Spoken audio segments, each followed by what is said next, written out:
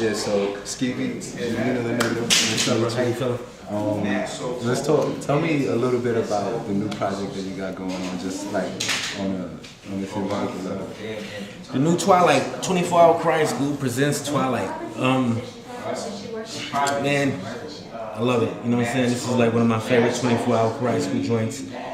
This album, you know, has some cool features. Got Currency, got C+, Mac Miller, Blacksmith, Sam Adams, Mikey Rocks, Trademark, Smoke Dizza, Bugs D. Bueller, Terry Bonet, Murs, Terry Walker, Nicole Ray, and a bunch of people on it, you know what I mean? And what I like about this project, what I love about this project is the vibe of it. You know what I'm saying? It's not what you're expecting. It's really laid back, it's smooth, it's jazzy, you know what I mean? It's one of those projects you can just chill in the crib, smoke what you smoke, drink what you drink, just, you know, cool out. It's one of those kind of joints. You can listen to it from top to bottom, hopefully.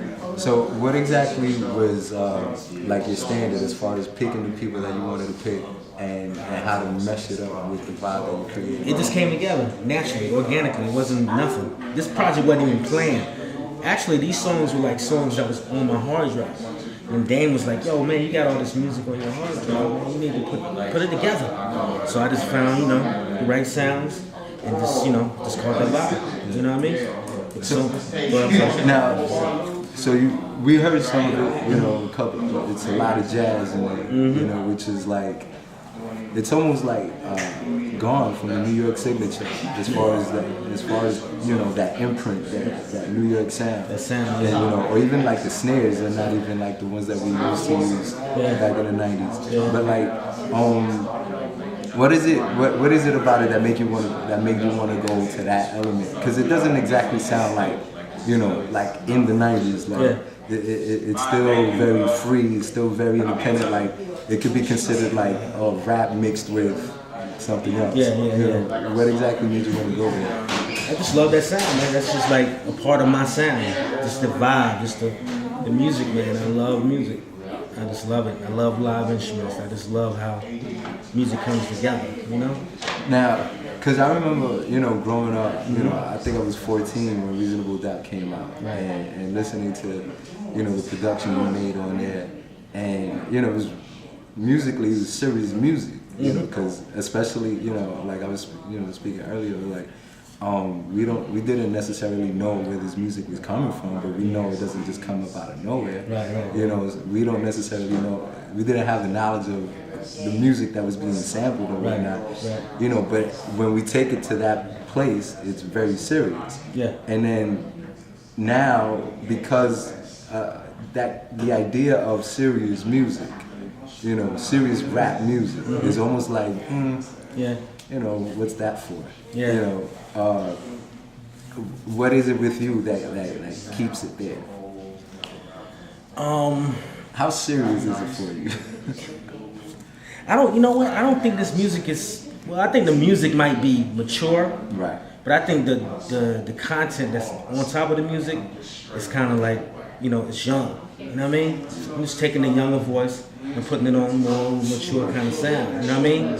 Now, you know, people that love music can like, oh, I love that. But then cats who want to hear the lyrics like, oh, I like what he just said. Yeah. You know, it's like, I guess, a mix of two worlds. You know what I mean? And also, it's almost as if live instrumentation has become the new standard of producing music. Right. You know, when it wants to be considered, you know, like music. Right. You know, in the eyes of critics.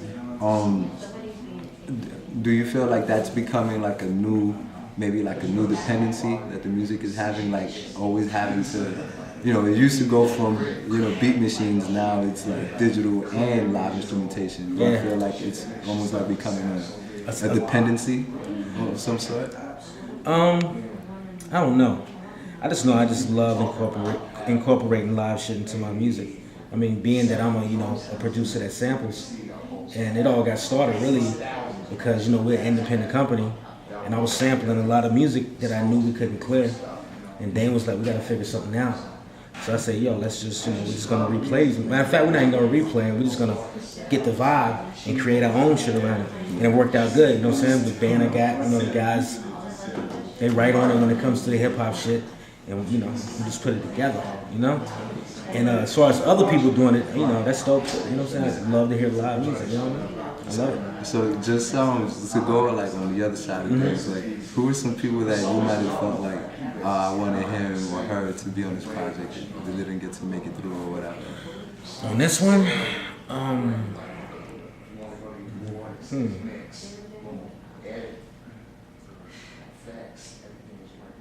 did I have a song that I couldn't get on this one?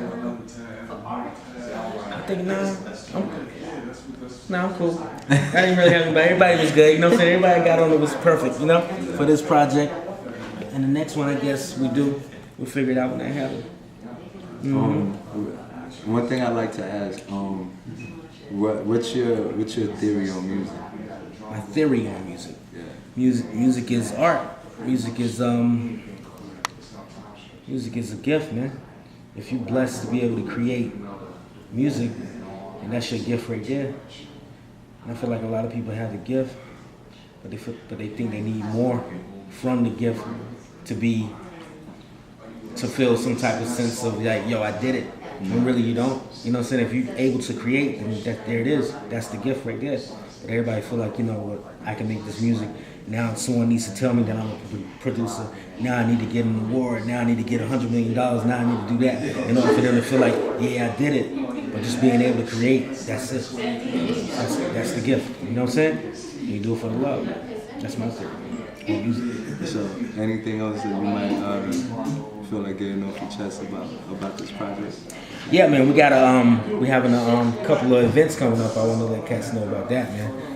February the 13th, we're gonna be at the Mercury Lounge. We're doing like a little pre-party. Mackenzie Eddie's her show, but I'm gonna come through, you know, do some of my joints. Got a surprise guest that's gonna show up. And on the 22nd at the Poisson Rouge, did I say it right?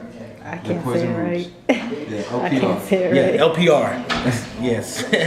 LPR, we're gonna be there. We're gonna be performing Twilight. I got C Plus coming through, Rugs D, Smoke Dizzle, Locksmith, I think, and Dash is gonna be there. It's gonna be dope. You know what I mean? Yeah. We're gonna do some of the joints off that. It's gonna be live. I'm gonna have a live jazz horns. Everybody's gonna be there. It's gonna be cool. That's what it is, man. Definitely looking forward to it. Come through, bro. All right, My man, thank you. Good job.